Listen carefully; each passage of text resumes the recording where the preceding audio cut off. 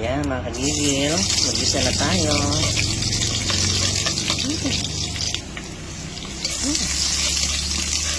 Ay, ang bango talaga.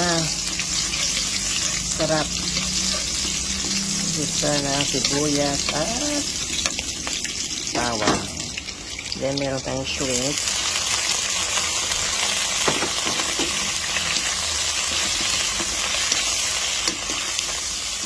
Ito.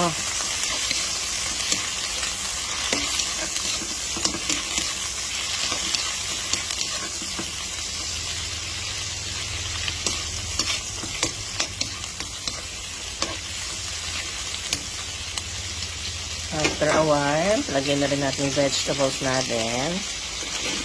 Start with kalabasa. And then, the sitaw. Nagugulay tayo ngayon, tsaka fried fish kasi wag muna tayo mag-meat. Okay? Healthy muna tayo, healthy food. Okay. Okay, after a few minutes, lagyan na po natin ang pinakuluan tubig.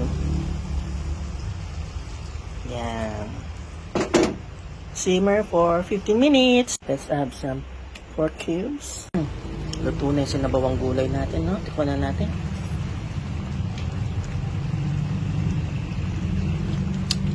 Ay, sarap mga kadigil. Okay, piprito na lang tayo naman ngayon ng Gigi.